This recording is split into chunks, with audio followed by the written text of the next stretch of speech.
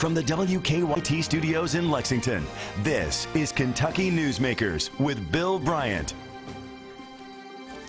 Good morning from WKYT News. Certainly hope you're having a nice weekend. I'm Bill Bryant. The first televised debate of 2015 in the governor's race was this week. It's an interesting time in America and certainly here in the Commonwealth with an aggressive campaign underway. Of course, the governor's race this year, the presidential and national elections next year. In just over 40 days, we'll be electing a new governor to replace Steve Beshear, who is term limited. Kentuckians will also choose other statewide office holders. In the WKYT Herald Leader Bluegrass Poll debate, the three candidates talked about the issues facing the Commonwealth for an hour.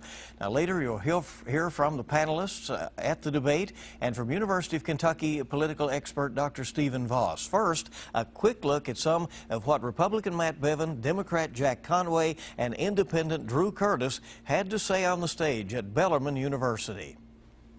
Again, I appreciate all of you being here. I appreciate those of you that are watching at home. You have a decision to make in 7 weeks. Who do you trust to take this state forward? Who do you trust your livelihood to? If you had to choose one of the three of us on this stage, which of us would you leave your business to? Which of us would you believe would have the ability to create the type of environment in this state to ensure that your children and your grandchildren will have opportunity here? I'm a husband. I'm a father of 9 children. I'm a U.S. Army veteran. I'm a small business owner. I have spent my entire life creating opportunity, not only for myself and my family, but for others as well. I employ dozens and dozens of people. This is what I do. This is my passion. My commitment to you is that I will fight for you like I would fight for my own family. And I will defend this state at every turn, like I defended this nation when I wore her uniform 25 years ago. Drew Curtis. One of the things that's been sort of confusing to me when I discovered the problem of the pension system is I couldn't figure out why anybody who couldn't come up with a solution for it would want this job. It means you're an automatic one-term governor when it comes right down to it. And had I not found a plan that I thought that would have a reasonable chance of success, and I kid you not, I would not be standing out in front of you here today. Because why would you want to run headlong into a sure one-term governorship? That's something that I intend to avoid, but that's not the only problem we have coming up either. Then we have a recession coming up on deck after that, and then about 5 years out, you have driverless cars on deck. They're going to throw out people who drive for a living, and they're going to be out of work. And this was said in a TED Talk this year by the head of Google's driverless car program, mostly because his daughter turned 16 that year, and he figures he needs to get there in advance. We need a governor who can take a look forward and anticipate problems before they actually occur. And I don't think we currently have that, and that's no offense to these guys here. I don't think that's actually been done in American politics before. That is the thing that I'm looking to change. Only one of us up here is independent, and that's me. Jack Conway. Well, first of all, I want to thank Bellarmine University. I want to thank the debate partners. And Joe, I want to thank you. We'll miss you on the campaign trail. Your smile always made it brighter, and you will be missed. I do mean that. So to the people of Kentucky, I want to say, look, I understand Kentucky. I've delivered for Kentucky, and I have a plan for Kentucky. I hope people will go to conwayoverley.com and check out our jobs plan for the future of Kentucky. It focuses on building on our strengths, our unique strengths that we have in each of our regions here in the Commonwealth of Kentucky. It focuses on creating the right type of climate to grow businesses for the jobs of the future. And it also focuses on training a workforce for the future because, folks, we have a skills gap in this state. Please go to our website and check out our education plan for the future. Unlike my opponent, it focuses heavily on early childhood education and kindergarten readiness.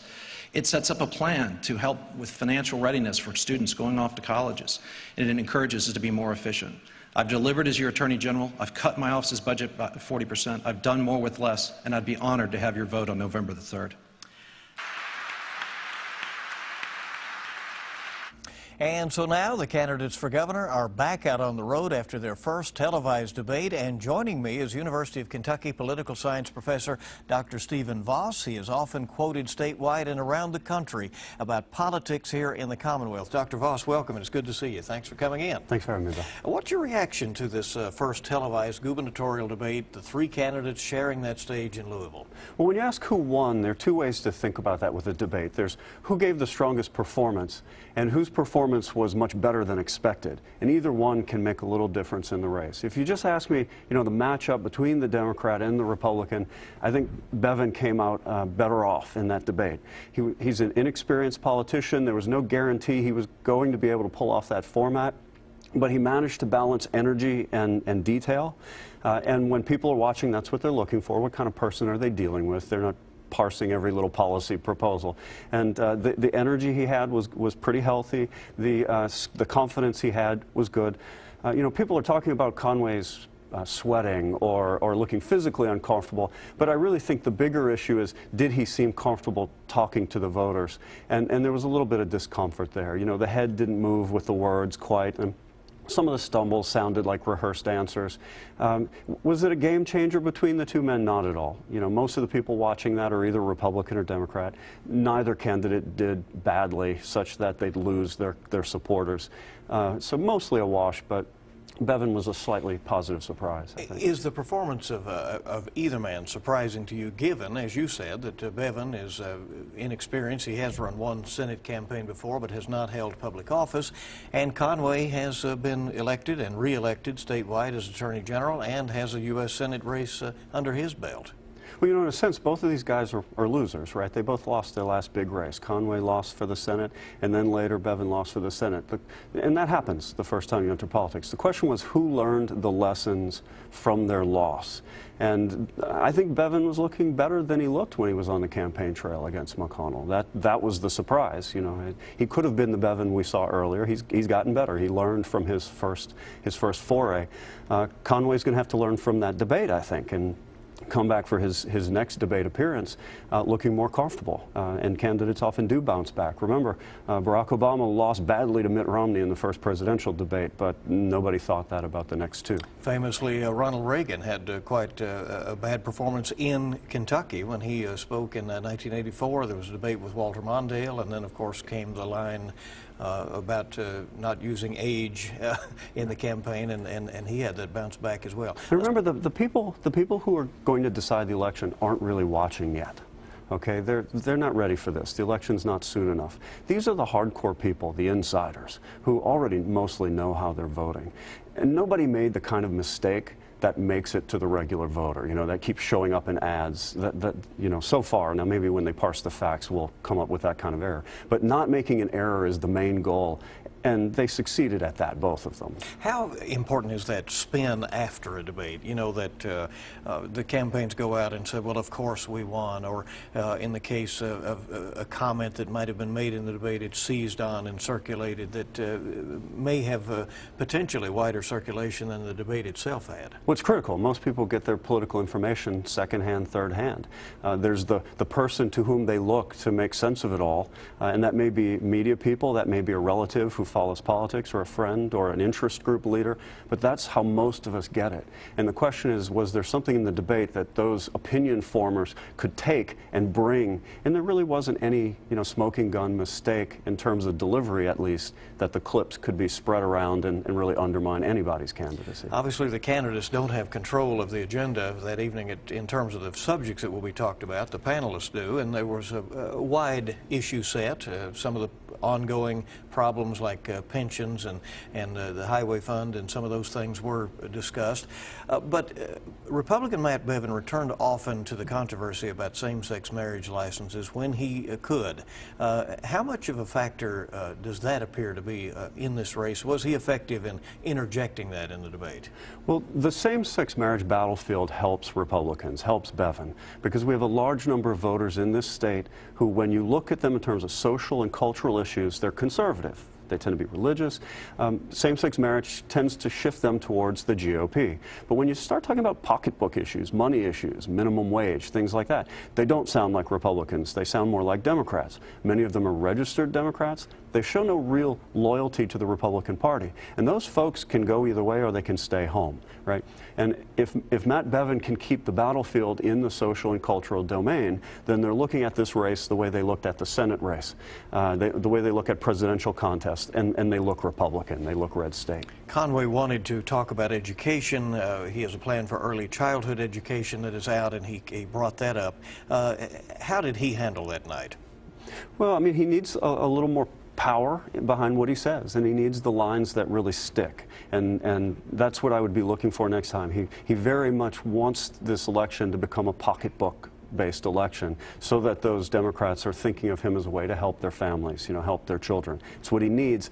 And I'm saying he wasn't really landing those blows. He wasn't really delivering those lines with the impact he needs. But that doesn't mean, with advertising, with later debate appearances, he won't be able to do that. We have not talked about independent candidate Drew Curtis, and a lot of people are. Some surprised that there was a third candidate on that stage. Just by being on that stage and getting that kind of exposure, was that a win for him?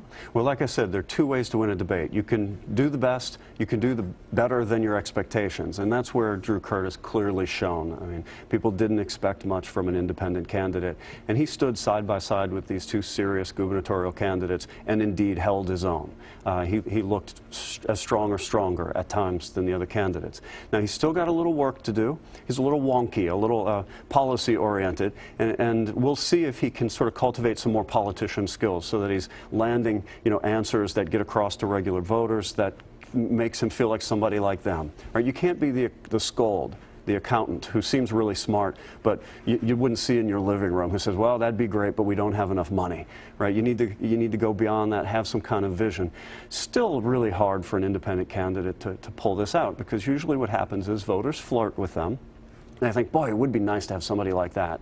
But as the election gets toward the end, they worry they're wasting their vote, and they jump either to the Republican or the Democrat who's closest to them, figuring that's the real contest. What he needs would be for one of those other candidacies to implode. I mean, he really needs somebody's campaign to fall apart before he can rise up and be their successor. Is there potential for them to, if they viciously attack each other toward the end, if the Republican and Democrat really get into it, as is typical in a Kentucky election toward the end, for him to say, I'm the one who is not doing that? Being above it all might help with that small slice of uncommitted voters, but you need to remember most people go into an election before they even know the candidates, either Democrats or pretty loyal Democrats or Republicans are pretty loyal. There isn't that totally uncommitted swing group. So he would have to become the best choice of either the Democratic voters or the Republican voters to pull this thing off. Is he too far ahead of the curve to be talking about driverless cars and that sort of thing, or does that appeal to people who are saying, well, here's a guy who has his eye on the future? Well, he wants us to know, right, it's a modern age. There are lots of things could be done with computers and technology that the sort of normal political cohorts won't do. And I think that he accomplished, right? He convinced people he was smart, he knew the issues, he had technological background that could be a useful skill set. We don't usually elect those people governor, though. Usually they get appointed to cabinet offices or maybe, spots in the bureaucracy. He needs to show he can be a leader, a governor, and that's what the later campaigning allows him to do. With Dr. Stephen Voss from the University of Kentucky talking about this week's debates, and there were two big ones with the governor's race and also the presidential campaign. In just a moment, we'll be back, and we'll take a look at that presidential race with a special eye toward Kentucky Senator Rand Paul's performance in that debate. Back on WKYT in a moment. Welcome back in. WKYT's Kentucky Newsmakers at a momentous time in the campaign for governor of the Commonwealth of Kentucky, and the 2016 presidential race is not holding back either. There certainly was a big debate among the Republican candidates earlier in the week, and that was broadcast on CNN. The presidential debate, Kentucky Senator Rand Paul made it into the big debate. Dr. Voss, Stephen Voss from UK, who's with us here. Did he stand out enough? Did Rand Paul get enough time in the spotlight to resurrect what is becoming, it looks to be a difficult campaign for him? We were talking about the governor's debate before, and that had 3 people. What you need to do to succeed in a debate with 3 people is different from what you need to succeed in a debate with almost a dozen. In a small debate, it's don't make mistakes. In a big debate, it's stand out. And, Rand Paul didn't make the big mistakes, but he also is getting no discussion, no commentary. He didn't successfully stand out. The people who are talking about his performance and what he said are the people on the left who wouldn't vote for him and can't vote for him anyway. They were excited about his comments about crime and drug war. He's not really getting the chatter on the right that he needed. So no, if you assume he needed to rise rather than not make mistakes, he didn't do well. That being said, remember, Rand Paul fits an interesting niche in the Republican primary. He's not really like most of the other candidates in terms of the way he's portraying himself. He's looking kind of libertarian now. Most of those folks on that stage have one or two other candidates who are basically working from the same playbook they are. The Mavericks, you have a handful, right? The ones who talk too brusquely. The safe mainstream people, you have several. As we see that field start winnowing out, Rand Paul maybe can have the sort of long-distance runner approach to it because his constituency doesn't have the second choice to the same degree most of those other Republican constituencies do. You know, he told us early on that he had to win in New Hampshire, and now he seems to have backtracked from that some and is shifting his focus toward those caucus states that happen beginning with Iowa, and then a lot of the caucuses out west, and then we have a caucus in Kentucky of his arranging with the Republican Party. Well, if we had a couple of mainstream Republicans and Rand Paul were the maverick, then yes, New Hampshire would have been his state. The electorate kind of like him, the place where he could win. With the number of candidates we have now, no one should be saying they have to win anything because there's just so much noise. And this race won't be able to really take form until the party winnows out quite a few of these people who are competing right now. It's just so hard to register. But remember last time, the Republican primary, the Republican nomination contest, people rose and fell in the polls every couple of weeks. Herman Cain was leading, and Rick Perry was leading. With a group this large, that's what you expect. You're going to expect some people, they get national attention, they pop up, the cameras are on them, we realize they're not as good as they looked when we only knew a handful of sentences about them. They disappear again. How difficult is it for Rand Paul to run simultaneously for the White House, the presidency of the United States, and for the U.S. Senate as a freshman senator trying to win a second term in Kentucky? So right now, in terms of the voters, I don't think he's doing himself any harm in Kentucky by running for president. You know, he didn't register to get the maybe presidential nomination very well in that debate, but he's standing up there with all these famous people. It's something Kentuckians are watching. He's not looking bad. Okay, so in terms of building up that credibility for a Senate reelection, I don't think he did himself any harm at all. That was probably better advertising for his Senate campaign than for his presidential campaign. If this keeps going and he's still running for both, I think you could see it start to be a problem. For example, there's going to be a Democrat here running against him for the Senate, and every attack they direct at Rand Paul can echo in the presidential election, right? There's going to be a homegrown Democrat attacking him, and his opponents will be able to use all that material. It's great for them. On the Democratic side, Hillary Clinton did some late-night television, got the spotlight off of her email for at least a few days last week, and then the question is left hanging about Vice President Joe Biden potentially getting into the race. What do you see happening on their side? Well, I mean, the big question mark is, does Biden think she's weak enough to get in? You know, the Democratic Party's already had always had a love-hate relationship with the Clintons. On the one hand, they know they give them access to voters that the Democrats usually struggle to get. On the other hand, they're a quirky family, and sometimes they're too moderate for the core of the Democratic Party. You know, did they want to crown Hillary Clinton? I doubt it.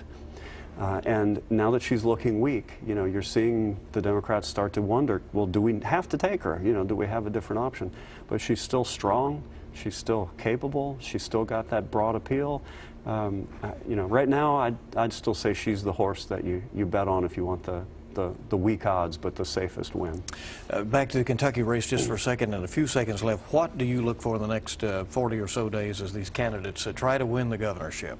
Well, what we need to see is some polling data, and that will tell the campaigns and those of us watching the campaigns what roles they need to play, right? Last thing we had is very old, and it showed them almost neck and neck. I doubt that's where we are now. Just too many things have happened.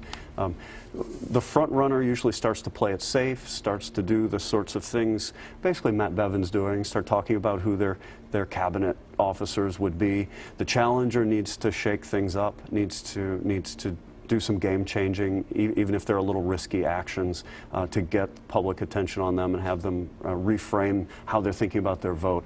And that's what the person behind will probably do.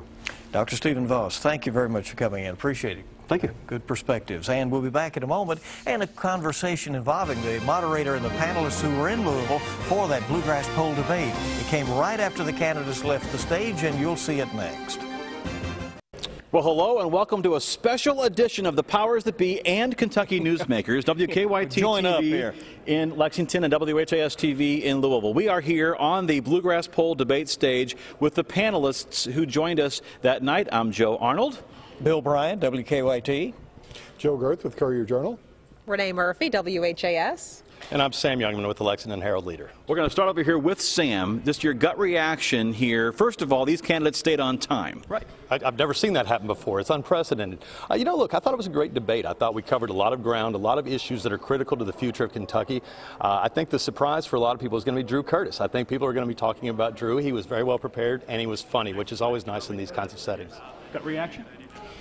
I, too, was shocked that they did not go over their time, and I was surprised, though, I didn't get more answers, because a lot of the things that we've touched on are issues that they are very well versed in. They knew we were going to ask some of these questions. I mean, they didn't officially know, but they had to have known they were coming, and I didn't get clear answers on some of the things that I really wanted to get some answers on. Let me follow up on that, because you asked a question about gun violence, and it seemed to me that they responded by answering about like mass shootings and people who are using guns in that way, and so, like, as far as mental illness. And I'm not saying that people who use guns in street crimes don't have a mental illness too, but I think there is a distinction there. Did you think so, and what were you hoping to hear? I was hoping to hear more of a plan, and Jack Conway specifically addressed West Louisville and mentioned West Louisville. And in West Louisville, many of the shootings, I can't say with 100% certainty, but I don't believe that most of the shootings that happen on a day-to-day basis that are related to different drug organizations and that kind of thing are linked back to mental health issues.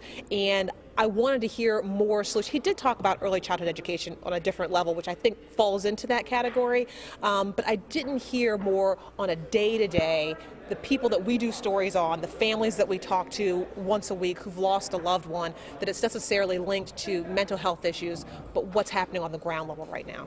Joe? I'm generally subscribe to the notion that it's very hard to win a debate, but it's very easy to lose a debate. And what struck me tonight is I didn't see any really major gaffes, any major mistakes by either candidate or any of the three candidates that would make them unelectable in November. I thought they all did exactly what they were trying to do.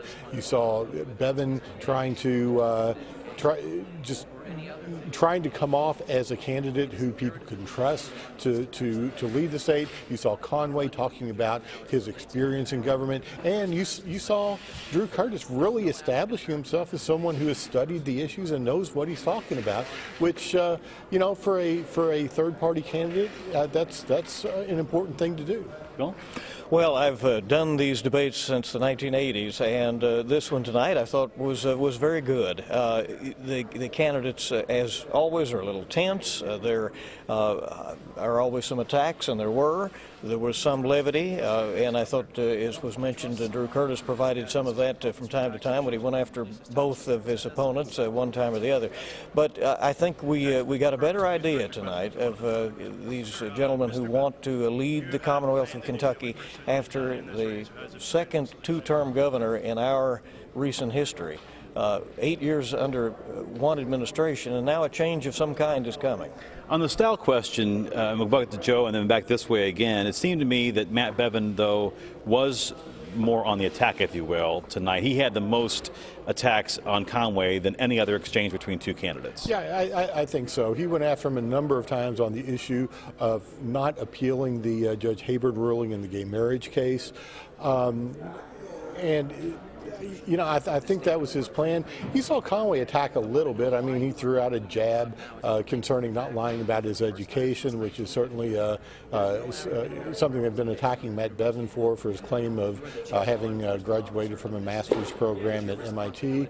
But, you know, there really wasn't nearly as much of that as I would have expected. I would have thought that Conway might have attacked more, trying to get Bevin off his game a little bit, trying to prick him, trying to get him to show some anger, and he never did that. Renee, will people start paying more attention now, do you think? Do you think this helps to kind of, for people who don't pay as much attention to politics every day?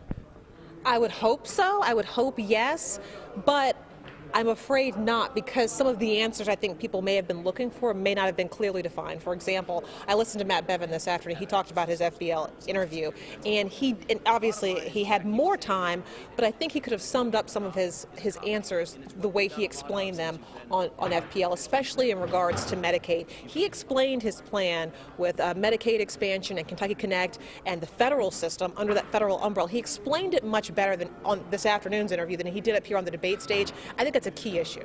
Of course, that's a key distinction, of course, is the fact that we were giving them a 1 minute, 30 seconds, 45 seconds. Sam, before we toss it back for Bill for his closing thoughts, just tell me, where does the campaign go from here? I mean, we've been saying it's been going on for a while now, but I sensed tonight that this really was the beginning of something. Right. No, I got the same feeling. I think, what we saw tonight is a clear drawing of the battle lines. We know where the attack lines are going to be. We know, I don't think I'm understating this, to dust off the old cliche, there is no love lost between Matt Bevin and Jack Conway. I expect, just from the limited skirmishes we saw tonight, I expect this to be a very nasty race going into the fall. And to be honest, I'm grateful that Drew Curtis is in the race to provide that levity from time to time when it does get tense. Again, you're watching the Powers That Be and Kentucky Newsmakers. But Bill Bryant, your closing thoughts, and then you can toss it back. I think it's going to be quite an interesting 40-some days left in this campaign, and you will see these candidates on the road more. You will obviously see the television ads sharpen. They tend to get very, very mean until the very, very end, and then they get nice again. That's the way it works, so that you could go out and stand to vote for somebody. I want to wish you good luck, by the way. Thank you. As well. You did a great job tonight. Yes, appreciate that. Thank you all very much. Great job. Let's keep these bluegrass polls and debates coming. More coming up on the Powers That Be and Kentucky Newsmakers. And Joe leaving WHAS after several years over there. We want to thank you for joining us for this edition of Kentucky Newsmakers. I'll see you bright and early this week on WKYT this morning, and we start at 4:30. And we hope you make it a good week ahead.